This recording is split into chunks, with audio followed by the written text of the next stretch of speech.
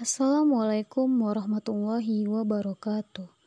Saya Rosa Rahayuha, mahasiswa Fakultas Tarbiyah dan Ilmu Keguruan, Prodi Pendidikan Bahasa Inggris.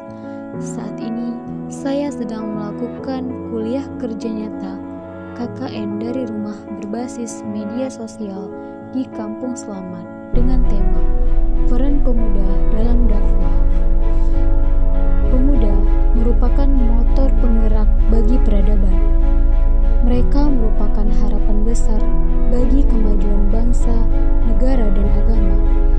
Di dalam Islam, pemuda tidak dipandang sebagai orang-orang pengikut, melainkan mereka inilah orang-orang yang memiliki motivasi dan inovasi dalam mengembangkan dan meningkatkan kemajuan peradaban umat Islam. Selain itu, para pemuda juga diharapkan akan menjadi ujung tombak dalam pergerakan dakwah Islam agar mampu berkembang dengan pesat.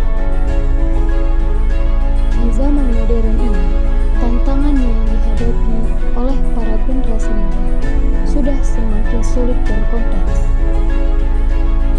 Tantangan besar yang harus dihadapi oleh para pemuda di zaman ini adalah lemahnya sumber daya manusia, khususnya dalam pemahaman dan pendalaman tentang Islam. Maka, dibutuhkan pondasi keislaman yang kuat untuk ditanamkan pada diri setiap pemuda, agar dia mampu menahan godaan untuk melakukan hal-hal yang tidak sesuai dengan ajaran Islam. Pemuda memiliki peranan yang sangat penting dalam dakwah, karena pemuda haruslah menjadi generasi yang dijadikan sebagai potret Islam, sehingga para pemuda harus mampu menerapkan nilai-nilai Islam dalam kehidupannya. Pemuda harus menjadi ujung tombak dalam perjuangan dakwah Islam. Semuanya harus dimulai dengan apa yang kita miliki dan laksanakan oleh kita terlebih dahulu, kemudian mendakwahkannya kepada orang-orang yang ada di sekitar kita dengan harapan akan ada perubahan ke arah yang lebih baik. Salah satu komunitas muslimah yang bergerak dalam dakwah di Kampung Selamat adalah komunitas Al-Safa. Komunitas ini menciarkan dakwah lewat kajiannya kepada para pemuda.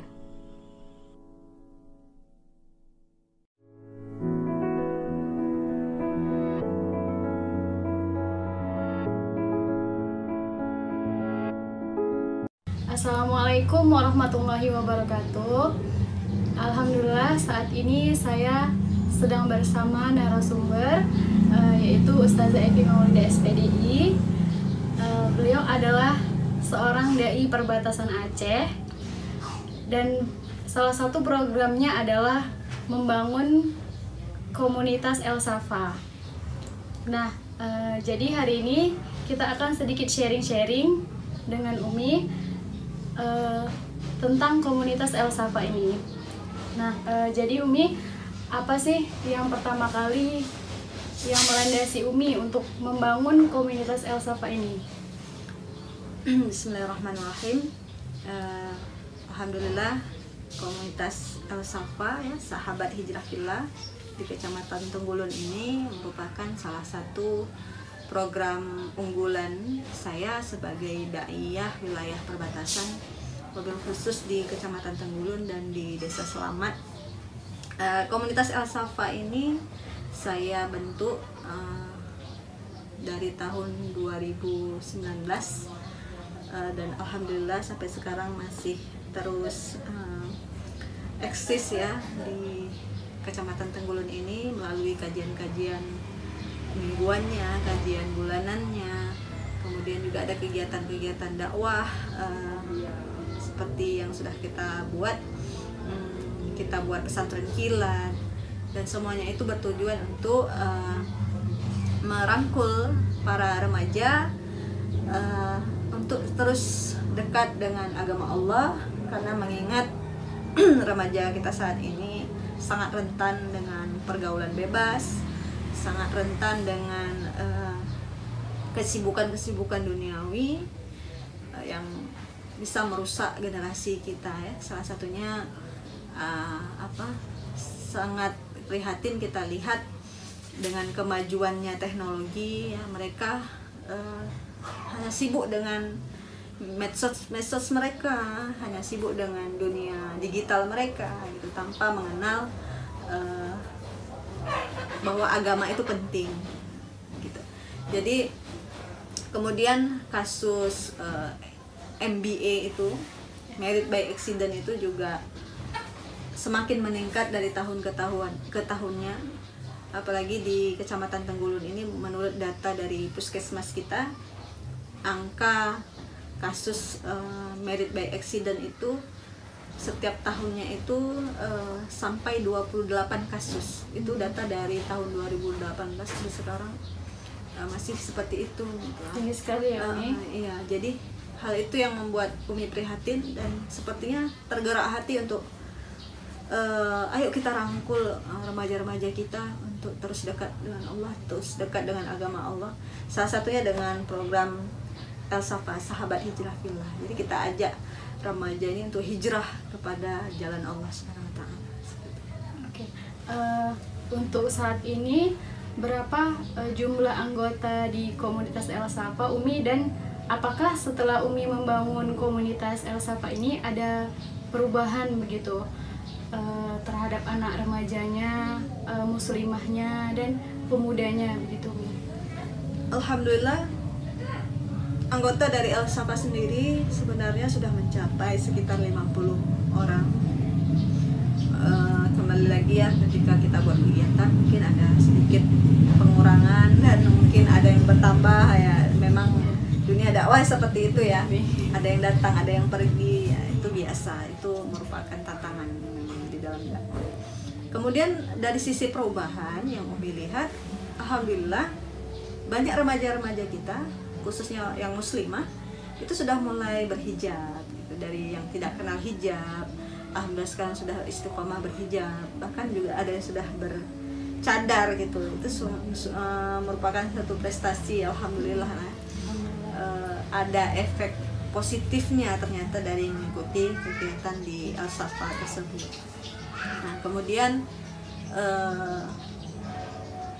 dari anak-anak remaja ini yang sulit membaca Quran, alhamdulillah semakin meningkat. Banyak anak remaja yang sudah mulai bagus baca Al-Qur'annya. Itulah yang nampak saat ini, perubahan-perubahan yang saya amati. Oke Mi, jadi kan sekarang kalau kita lihat itu remaja gitu ya, banyak sekali terjerumus kepada pergaulan bebas gitu Mi. Kemudian ada juga yang suka, yang laki-laki terjerumus ke game online gitu, bahkan judi online gitu Mi. Nah, jadi menurut Umi, apakah pemuda ini sangat berperan gitu dalam dakwah, dan bagaimana seharusnya pemuda muslim yang ideal, yang seharusnya menjadi pribadi yang lebih baik itu? Iya. Pemuda merupakan peran yang sangat penting dari perubahan peradaban dunia ya. Jadi baiknya pemuda, baiklah negara, kan seperti itu. Jadi kalau pemudanya sendiri kita amati masih jauh dari yang diharapkan, maka kita sendiri merasa khawatir ya, bagaimana keadaan generasi selanjutnya setelah ini. Apalagi tantangan ya digitalisasi tadi ya, game online di mana-mana, anak-anak remaja itu disibukkan dalam bermain game setiap saat, karena sepanjang hari gitu ya, sepanjang hari, dan di lingkungan kita tuh sampai malam gitu. Itu menjadi PR lah bagi kita semua, karena anak remaja sekarang sendiri tamat sekolah kalau tidak dipesantrenkan itu bisa jadi sulit untuk kita jaga gitu sebagai orang tua. Jadi langkah yang utama ya, ajarkan dia untuk dekat terus dengan masjid. Kita punya remaja masjid ya. Kemudian yang usia sekolah itu hantarkanlah dia ke pesantren. Mudah-mudahan insya Allah bisa menjadi pemuda yang diharapkan oleh masyarakat dan agama kita. Nah, yang terakhir nih Umi, apa pesan-pesan Umi untuk para pemuda? Pesannya untuk para pemuda, ayolah kita terus memperbaiki diri, terus dekati masjid, dekatilah Allah, dekatilah agama kita yang tercinta ini. Karena dalam hadis Rasulullah SAW sendiri, riwayat Bukhari Muslim, di sana Rasulullah berpesan kepada kita bahwa ada 7 orang yang termasuk golongan yang Allah berikan naungan dalam arasnya. Salah satunya adalah pemuda yang tumbuh dalam ibadah kepada Allah Azza wa Jalla. Jadi teruslah dekati orang-orang soleh, teruslah dekati program-program keagamaan, hari besar Islam kita gaungkan. Semoga kelak kita menjadi pemuda yang berguna bagi nusa dan bangsa serta agama. Seperti itu. Oke, alhamdulillah, masya Allah, inspiratif sekali ya cerita dari Umi. Dengan adanya program Dai Perbatasan komunitas El Safa ini ya Umi, semoga membawa kebaikan dan kebermanfaatan bagi masyarakat. Terima kasih. Assalamualaikum warahmatullahi wabarakatuh. Assalamualaikum warahmatullahi wabarakatuh. Alhamdulillah, pengalaman saya selama bergabung di komunitas El Safa, banyak sekali ilmu yang saya dapat untuk diterapkan di kehidupan sehari-hari, dan begitu banyak membawa perubahan, khususnya dalam beribadah, untuk terus memperbaiki diri. Remaja khususnya di Kecamatan Tenggulun, ayo bergabung di komunitas El Safa untuk sama-sama kita belajar.